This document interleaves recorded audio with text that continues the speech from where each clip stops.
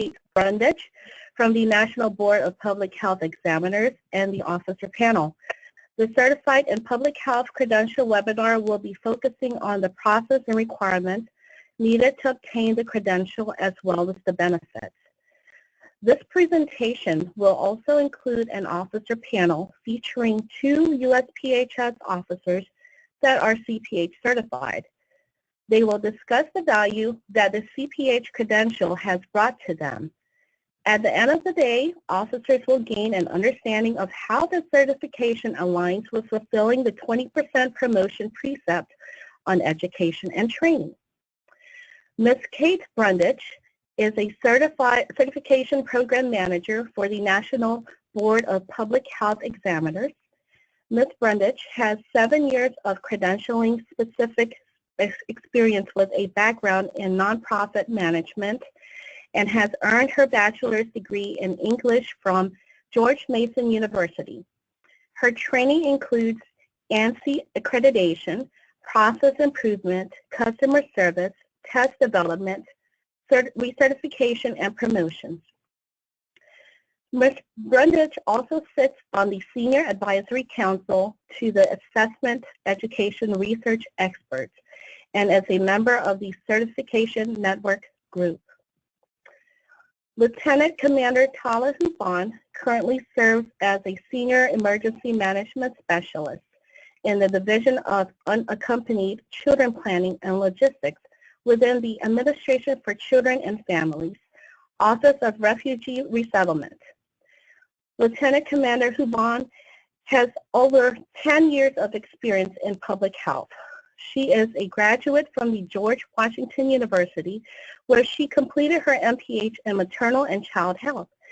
Lieutenant Commander Huban also holds both a CPH and MCHES certification.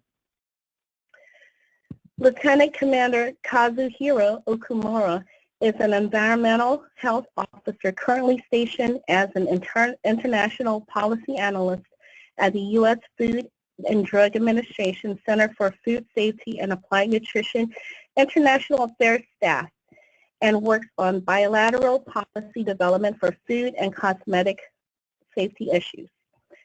After joining the Commission Corps, he spent time at the National Institutes of Health, the U.S. Department of Agriculture, Food Safety and Inspection Service, and was also stationed with FDA on the U.S.-Mexico border as an imports investigator, performing investigations in FDA-regulated commodities. 3 years ago, he deployed to Liberia as part of the U.S. government response to the Ebola outbreak in the West. So, Kate, you may begin. Thank you. Thank you very much, Annette. Welcome, everyone. Happy National Public Health Week. My name is Kate Brundage, and I'm the Certification Program Manager for the National Board of Public Health Examiners. Today we'll be discussing the Certified in Public Health credential. So just quickly, we are going to go over the MBPHE and the CPH, why the CPH, the certification process, what is on the exam, registering for the exam, study resources, discounts, and Cph Recertification. So the MBPHE and the Cph credential, the Cph is not just an exam, it's a credential, which means it has a governing board of directors, has eligibility requirements, an entrance exam, a recertification process every 2 years, and a code of ethics which all Cph must adhere to. The Cph exam acts as a standard benchmark to measure an individual's grasp of contemporary public health topics. So Aspphdph, the Membership Association for Schools and Programs of Public Health, along with the APHA, the Membership Association for the Public Health Individual, they both joined forces after a call came out from the U.S. Surgeon General Office in 1980 to form a task force to create a credentialing program for public health workers. Aspphdph's executive committee approved and developed an independent board of public health to issue examinations and provide those who pass the exam with a credential in public health. The MBPHE was established in 2008, and the first Cph exam was administered in 2008. The MBPHE Board of Directors is comprised of 6 executive committee members, 13 members, members at large, 2 honorary members, and 2 staff members. The following logos are some of the organizations that employ MBPHE board members. These member organizations support the efforts of the MBPHE in credentialing of public health professionals. They do this by spreading the word of the growing credential and by providing meaningful continuing education opportunities for the community of CPH professionals. Since 2008, the MBPHE has credentialed over 5,600 CPH professionals. There are about 500 provisional CPHs at any given time. There are 2,000 applicants in the pipeline at any given time. We have 10 schools and programs that require the CPH for graduation. We have 13 schools and programs who offer a discount for the Cph exam. And we have 6 organizations that strongly encourage their membership or personnel to sit for the Cph exam, and they all offer a discount as well. The MBPHE is a proud member of the Institute for Credentialing Excellence since 2014, and we have plans to apply for the NCCA accreditation program, which would prove that MBPHE has met and can maintain professional standards and excellence with all of our processes. Ethics, governance, test development, security, and making sure we have proper protocols and policies in place. So why the CPH? The CPH is the only credential of its kind for public health that demonstrates not only your knowledge of key public health sciences, but also your commitment to the field through continuing education focused on emerged and established public health issues. The #1 vision of the MBPHE is to professionalize the field of public health and raise the visibility of the field itself. We strive to do this by administering the only public health examination that encompasses all core and cross-cutting areas of public health. We want to create an elite community of certified graduates, working professionals, faculty, leaders, and pioneers in public health. The vision also includes having a core standard body of knowledge for public health professionals, and lastly, to promote continuing education and lifelong learning. So there are many reasons to get certified. Public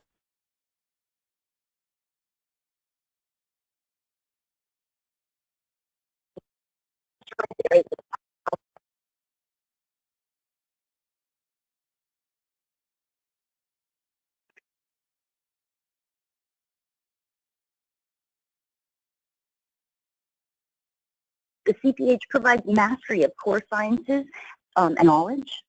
There's also potential salary increases and promotions. And lastly, the CPH assures the community that which you serve and protect that you've met and maintain a national professional standard. So I want to read a few testimonials before we get into the eligibility and the exam. This is Tanya Smith. She's a CPH from the United States Public Health Service. She was a member of our pilot cohort. And she says, though I don't hold an MPH, I bring many years of invaluable real-world public health experience to the table. I reviewed the Aspphdph Cph study guide as well as the other study resources. 3 months later, I successfully passed the first exam to be offered to candidates based solely on my prior work experience. It has been one of my proudest professional accomplishments. This is Laura Ricardo. She's from the Army Nurse Corps, and she says that once I received my passing notice of the Cph exam, I received an $80,000 incentive bonus offered at that time in 4 increments and have continued to proudly serve my commission.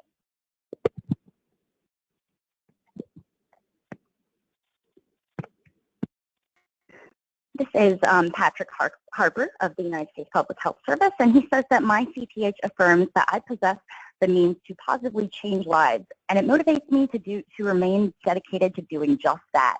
I accept this challenge proudly in honor of my fellow Cph certified colleagues, my branch of service, and most importantly, the nation whose health I have sworn to protect, promote, and advance.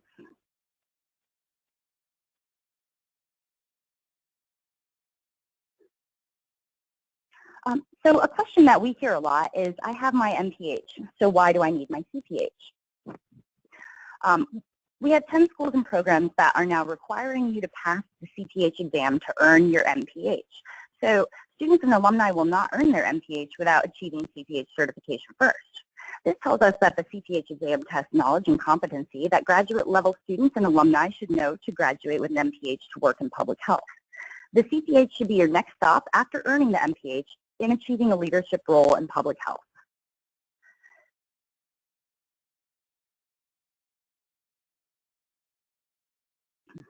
The Cph exam may be the culminating exam for CPH-accredited schools and programs of public health to graduate with your MPH someday. So it's important to recognize that they go hand in hand. Employers are also using the Cph as a hiring tool. You want to distinguish yourself from thousands of resumes that simply say MPH by adding the Cph. The Cph says that you are willing to take time out of your busy schedule to take the next step in your career, show that you're dedicated and serious about the field of public health. Outshine your competitors in the profession, prove that you have mastered all core and cross-cutting areas of key contemporary public health sciences, go above and beyond your education, prepare and sit for a voluntary exam, probably on your weekend off, and maintain the Cph credential with continuing education. Do employers care about the Cph? This is Diane Matsuzaki, and she says, as a public health administrator in both local and state health departments, I often was responsible for hiring decisions. I found a great deal of variability in the form and content of graduate degrees in public health. The Cph is a credential recognizable by employers, providing assurance that an applicant possesses a solid knowledge base in core public health content areas routinely used in practice in health departments. So what do these organizations have in common? They want all their employees or membership to earn the Cph. Why is this important to me? Since we opened our eligibility to individuals currently working in the public health field, we have seen the Cph credential is populating the public health workforce. More employers are acknowledging the credential and offering to pay or reimburse for the exam and for recertification fees. More employers are offering salaries or promotions to those who earn the credential. Some organizations are offering a discount for the Cph exam and free study materials for their entire department, staff, or membership to sit for the exam. Other organizations are setting up learning courses to prepare their employees for the exam. Some CPH-accredited schools and programs are putting a requirement to pass the Cph exam to graduate with your MPH. Other CPH-accredited schools and programs are offering a discount for the Cph exam and free study materials to their students and alumni who have significant Cph participation. We are also seeing a trend of employers putting a preference or a requirement for the Cph to work in public health in their job postings online.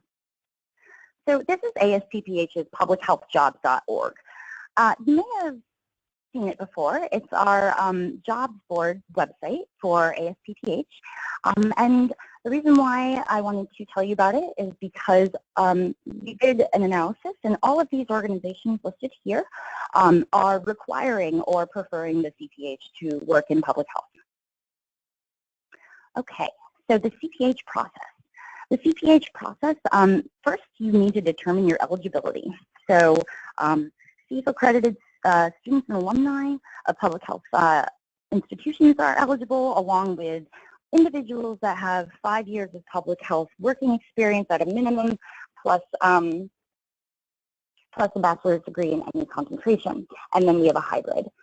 There's 200 questions, multiple choice, 12 domain areas, and after you sit for the exam, you will maintain the credential with recertification. So all graduates of CPH-accredited schools and programs of public health are eligible to sit for the exam. All students, graduate students, who have completed or are enrolled in the core coursework of biostatistics, epidemiology, environmental health, health policy and management, and behavioral sciences. And here is our new public health work experience. This is for individuals that have a minimum of 5 years of public health work experience. And the work experience needs to align with one of the 10 CDC's essential public health services. We also have a hybrid, which is called Other Relevant Degree. It's individuals who have taken the core courses at a CPH-accredited school or program of public health and then obtained a relevant public health related graduate degree, or has taken the core courses and has obtained 3 years of public health work experience verified by references and transcripts.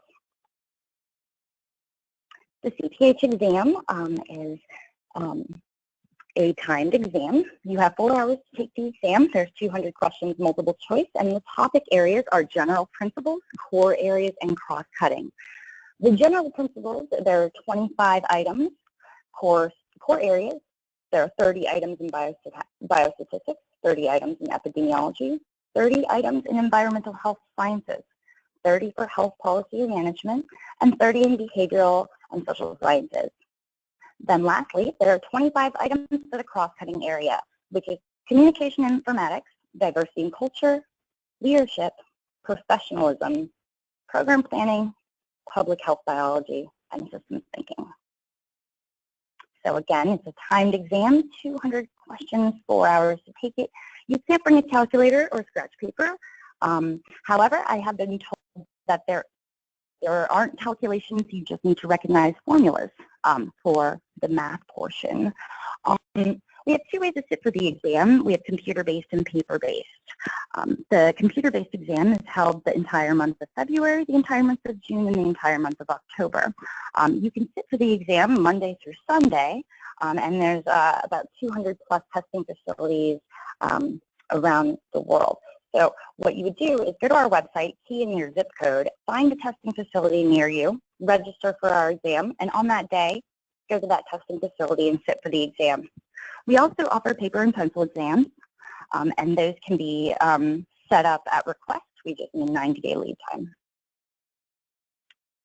So the computer-based exams, you would go to a testing location near your home, and computer-based exams have instant scoring. So when you hit submit on that exam, you're going to get your score. You have to register or reschedule 72 hours beforehand. Now this is different because the paper-based exams, you have to register 30 days in advance, and it doesn't include instant scoring. So after you sit for a paper-based exam, all of the test booklets are sent back to our testing vendor, who then scores the exam, and then the results are sent out 3 to 4 weeks after the administration. Candidates that pass the exam will receive a percentage that they passed, and then those who do not pass the exam will receive a scaled scoring. So they will see which area they didn't perform well in, and that way they will know which areas to study next time. The Cph exam is scored for it. Every question on the exam is scored for its performance, discrimination, and difficulty. We have a content-based analysis that determines the minimum passing standard required to achieve certification. Our exam is handled on a pass-fail basis, and individuals that sit for the exam on their first time, about 75% pass on their first time. We have a test development committee that handles all of our test development needs, and it starts with our an analysis of our item bank. We also train volunteers to write items for the item bank, and then we have an item review committee as well as a form review committee that reviews everything before the exam, and the questions in the form are put together.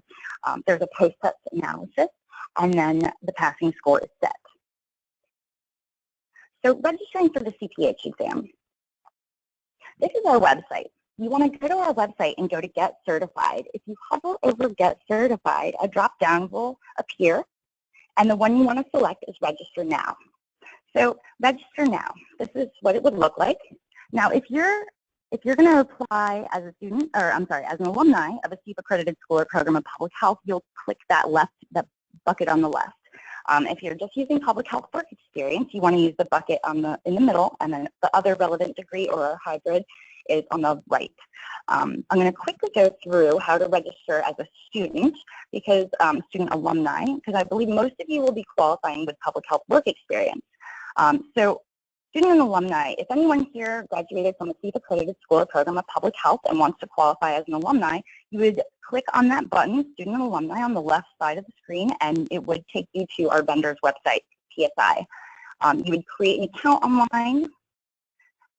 Your school would log in and verify that you did graduate from that university, and then you would be sent an email to schedule your exam, pay online, and then you would just prepare for the exam and sit for it. There are discounts available in our system.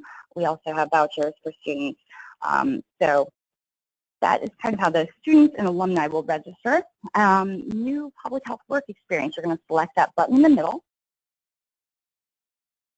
And it'll take you to our application, our online application. You'll fill out your public health work experience into the online application.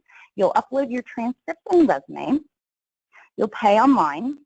And discounts are available for United States Public Health Service, Commissioned Officers Association. But you'll pay full price at the beginning, and then when you sit for the exam, we will mail you a reimbursement check for the difference.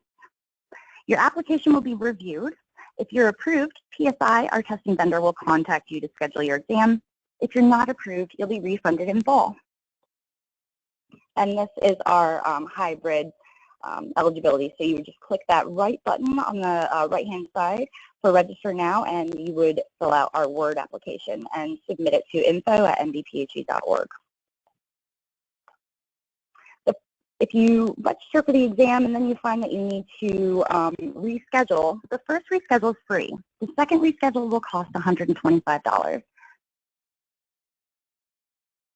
You have 2 years of eligibility from the time of your application. All scheduling, rescheduling, and deferrals will go through your online account or through PSI. And this is their phone number. You can retake the exam as many times as you like. There's no limit on how often you can retest.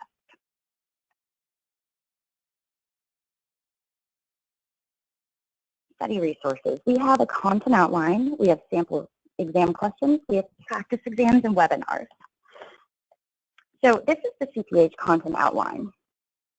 It's your map to the exam. If it's on the content outline, it's going to be on the exam. So you want to print this out. It's free to you on our website. Print it out and use it as you study the Aspphdph Cph Study Guide. Again, every question on the exam can point back to place in the outline. We have sample questions. They're on our website. They're free to you as well. They're mostly just to show you kind of the format of the exam. We have practice exams. And we have an online interactive study guide. It's called the Aspphdph Cph Study Guide. And there's an overview of each exam content area, definitions and terminology, suggested reading, 100-question practice test, 250-question practice tests, study tips. And the subscription, one-year subscription is $39.99. However, members and employees of the United States Public Health Service, the Commissioned Officers Association, receive the Aspphdph Cph Study Guide for free. So how do I access the Aspphdph Cph Study Guide? So if you are a member or an employee of the Commissioned Officers Association, you would go to this website here, cphstudyguide.aspph.org, and you'd create an account. When you create that account, you want to put in that discount code right there, code discount, and that will give you the zero balance. We have webinars on each of the core areas. They are 3 hours in length. Each webinar covers one of the core areas or cross-cutting areas of public health. They're recorded every January, led by expert Aspphdph faculty, and they're free to listen to. You can also listen to all of these study session webinars after you're certified. If you find that you're lacking in recertification credits, you can count credit for listening to these webinars as a refresher. For anyone interested in the 2017 APHA annual meeting, the MBPHE hosts a 2-day learning institute every year at APHA's annual meeting. So if you're interested in taking the exam, this is your first time, we recommend you take this 2-day learning institute. It'll strengthen your knowledge, boost your testing confidence, and prepare you for the Cph exam. You're in a classroom for 2 days with 50 other students or individuals, and you would be preparing 8 hours per day. And then on the third day, if you chose, you would be able to sit for the exam. So you'll have the information fresh in your mind, and you can sit the exam by paper-based that following Monday at the annual meeting. Stay tuned for more information. So we do have some discounts, like the Commissioned Officers Association, and I just wanted to highlight a few of those. We have these schools and programs here requiring that their students sit for the Cph examination in order to graduate, as well as these schools and programs have significant Cph participation. We also have organizations with significant Cph participation, and you'll see the Commissioned Officers Association is right there on the bottom right-hand corner of your screen. So what does this mean to you? This means that you're going to get a discount on the exam plus free study materials. So the standard fee for the exam is $385. For schools, programs, or large organizational groups that have about 20 to 30% of their membership, personnel, or student body will receive a discount of $315 and free study materials for the exam. And the last category, it's $250 for institutions that are requiring the exam for graduation. This takes us to Cph Recertification. After you take the exam and you have passed, there is a biannual recertification process. You'll be sent a username and password to your Cph Recertification Portal where you can enter your credits. You have to obtain 50 Cph Recertification credits every 2 years and pay the $95 maintenance fee. So some recertification activities include taking college courses, attending professional events, annual meetings, conferences, faculty, teaching, creating workshops, attending workshops, seminars, volunteer and leadership, sitting on a board or a committee or volunteering in public health. We also give credit for Cph item writers, or if you wanted to review questions for the Cph study guide, SAB or CEF accreditation site visitors, we'll give credit for that. Medical residencies, dissertations, online trainings, online modules, podcasts, webinars, anything that's not pertaining to your job that's considered continuing education outside of your area of employment will count for recertification as long as it is related to one of the public health domain areas. So you'll see this is a quick snapshot of our Cph Recertification Portal. You will have access to your score report to view your scores. You will have access to your profile to update your contact information. There's a user manual inside of the portal that teaches you how to track your credits. We have frequently asked questions. We also have, you'll see under the name Cynthia, there are digital badges, and you'll see a pie chart.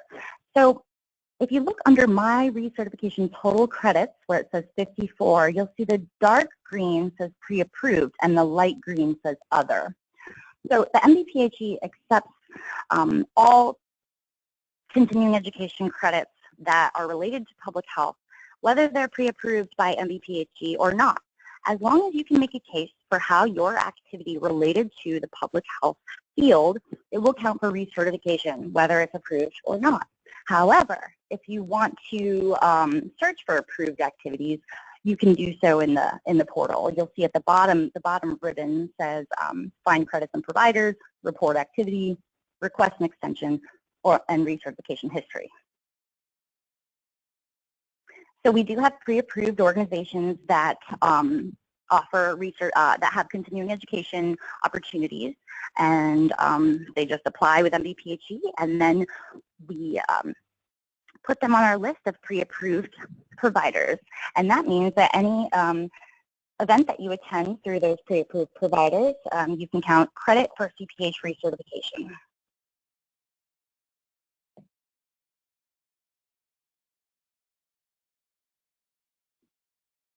And again, you can find credits and providers on our website and in the portal. We've also added digital badges. Badges are a visual representation of a skill or achievement.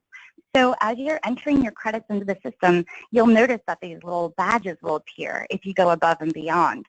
So if you are attending so many conferences that you're just putting in more credits than 50, for conferences, you'll see that you can earn a superstar attendee badge, or a star presenter badge, or a virtual learner badge, lifelong learner, site visitor. There's many different things that you can gain digital badges for, and you'll see that the more colorful they get with the border around the outside is the more credits you enter.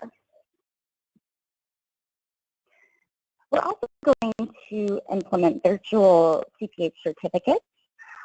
These will be probably introduced in the fall, and each Cph professional will have a unique URL that they can give to employees, that they can link to their LinkedIn, that they can put in their email signature and their resume, the business card, where you can just click on the link and it will take you to your virtual certificate. So employers will be able to verify that, yes, you are certified and you are active. You're not expired. So these are coming soon, so stay tuned. Here's the hard copy certificate, just an example. And after you're certified, you'll be placed on our search for a Cph registry. This is a list that employers can go to and key in your last name to see your Cph status. Your MBPHE number will be displayed along with your digital badges, and the employer will be able to print the certificate cover letter if he or she wishes. We also have Cph merchandise, hoodies, sweaters, bags, notebooks, and you can access all of these on cafepress.com/CPH.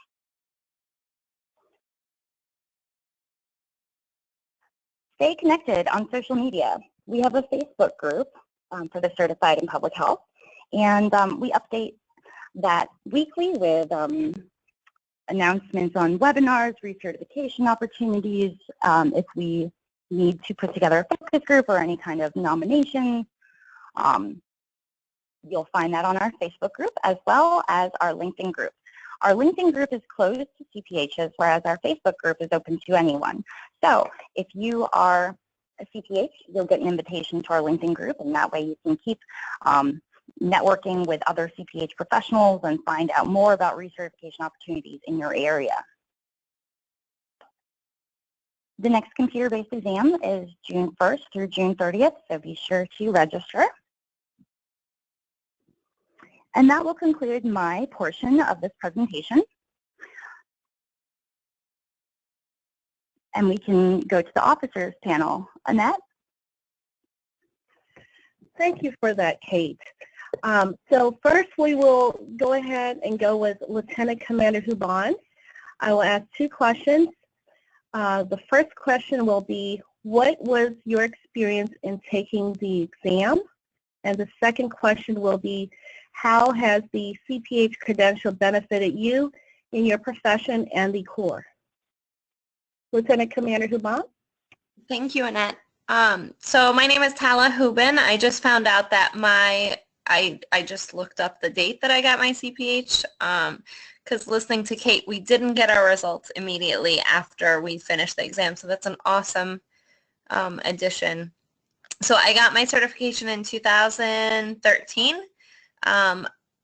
I had one of the colleges that suggested that you do the Cph but did not require it yet, so GW was kind of like on the fence about it. I think now they promote it more, but I did it actually with a friend because a friend was like, we have to do a certification to just keep up our education and training, and it was actually very worth it. It was a lot harder to do after you graduate from doing your MPH, but I think with all the resources that the Public Health Service and the JOAG and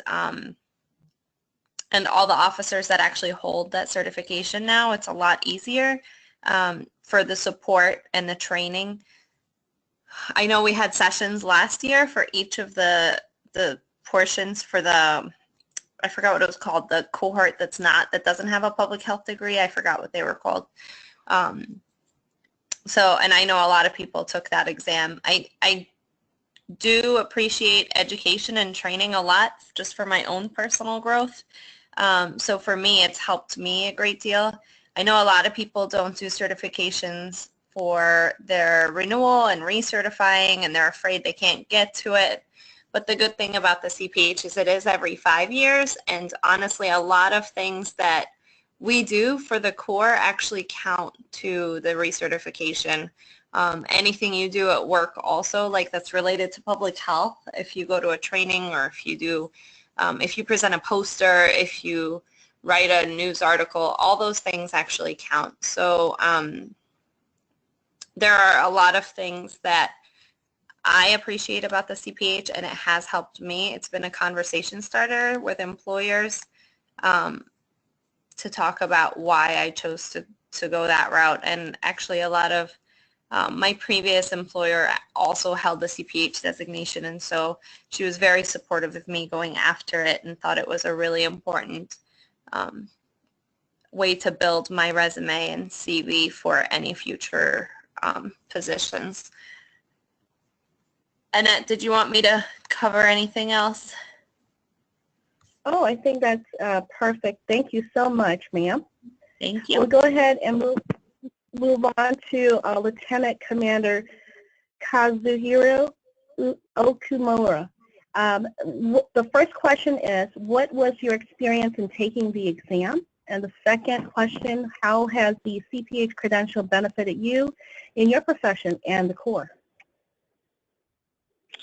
Hello, everyone. This is Kazu Okamura. So I am not an HSO, as it was said in my bio. I'm an environmental health officer. I've been in for about a little over almost 8 years now. So my experience taking the test, I am one of those folks during the pilot in October 2015 that became eligible through the pilot program to be able to sit for the exam without a CPH. So I took my exam in October 2015. I had found out about the pilot program during the COA symposium earlier that summer, and learned that this was going on and that this opportunity was there. So I had signed up, reviewed the online study guide, which is very helpful, and I know I think there are either discounted or free ways to access if you're a COA member. So using that, I was able to, study for the exam, and was able to pass on my first attempt. So, not having, if there are folks out there, listening on the call, if you don't have an MPH, it's not necessarily I guess a huge disadvantage. A lot of the study guide covers what's on the test, and just if you have general public health experience, just working in public health, and you shouldn't have any problems. Any benefits that it's brought, I think just the fact that you have to get continuing education is a good thing for any professional. So in addition to this, I have 2 other public health related credentials, but all of them have continuing education requirements for recertification, and having these credentials is just it's a good reminder that you need to keep up your knowledge and not just be focused in whatever duty station you're at. And I think as professionals, we get get hung up on doing our day jobs and not really expanding our knowledge. But having a credential like this, it just forces you to remind yourself that you have to expand your knowledge, even areas outside your current day job. So I think that's one of the biggest benefits that I've seen for me. It's just a good reminder for me to stay on top of things, not just in my field, but it's become more of a generalist in the area of public health. Thank you so much, That's sir, it from me. Yeah. for that. And I would like to pass the torch now to Kate for the question and answer session, please. Great, thanks, Annette. If you have any questions, you can raise the hand icon in the right-hand corner of your screen, and we'll unmute each of you one at a time.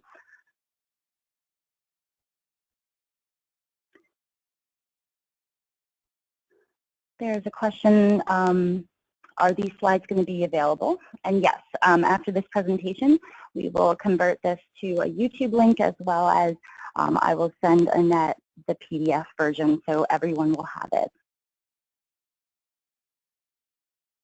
And the COA discount is COA discount, all one word, for the study guide. However, you'll have that in this in this presentation. Okay.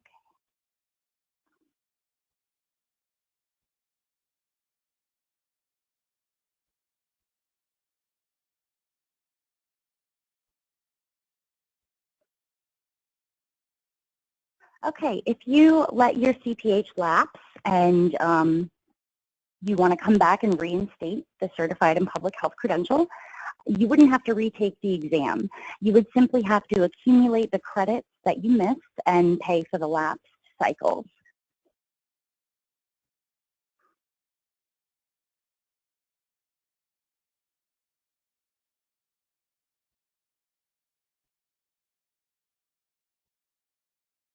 Okay, Matthew, you have a question? I'm going to unmute you.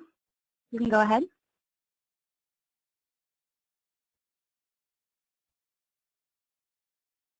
Matthew, are you there? Okay.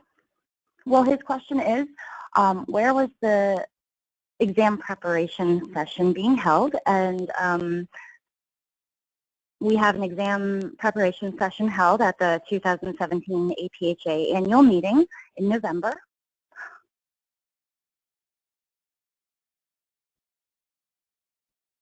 And again, you can register either for a computer-based exam or paper-based exam. So when you register online, you're going to select either a paper-based exam, which are usually our schools and programs offering the paper-based exam at their campus for their students and alumni. However, if the Commissioned Officers Association is interested in setting up a paper-based exam, we'd be happy to do that for you. Otherwise, you would just key in your zip code into our website to find a testing facility near your house, and then you would schedule the exam, drive to that testing facility, and take the exam at a computer-based testing facility with a proctor, and you'd receive your scores after you hit submit on your exam. And the recertification process, yes, you will recertify every 2 years with 50 Cph recertification credits. And the 2017 annual meeting for APHA is being held in Atlanta this year.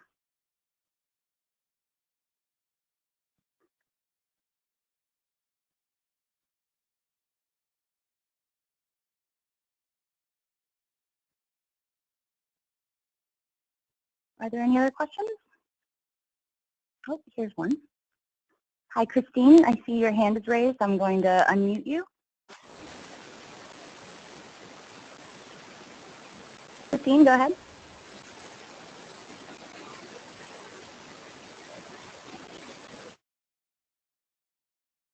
Okay.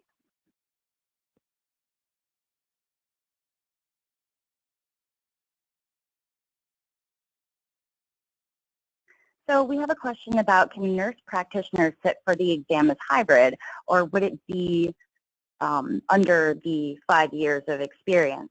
So it really depends on your experience and your education. The professional work experience is for individuals that have a bachelor's degree in any concentration plus 5 years at a minimum of public health work experience deemed by the CDC's 10 essential public health services. So if you have, you know, at a minimum 5 years of work as a nurse practitioner, and you have a bachelor's, you could apply that way. Otherwise, if you have 3 years as a nurse practitioner, plus have taken the core courses at a CPH accredited school or program of public health, then you can apply that way. It really depends on your history, your background, and if you have questions on your eligibility, on your background, you can email us and we will tell you which category you should apply for.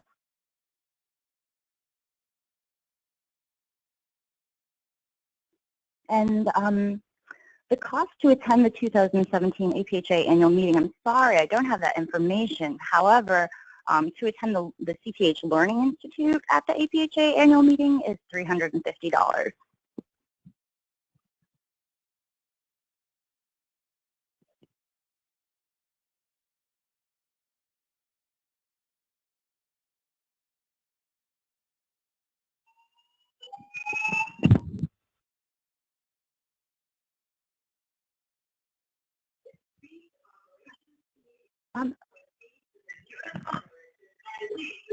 I don't see any other questions coming in. Again, we're going to circulate the slides as well as the YouTube link, and we'll also get you the CPH Candidate Handbook and some documents that you can start to prepare for the exam with. Annette, I don't see any other questions coming in. Okay.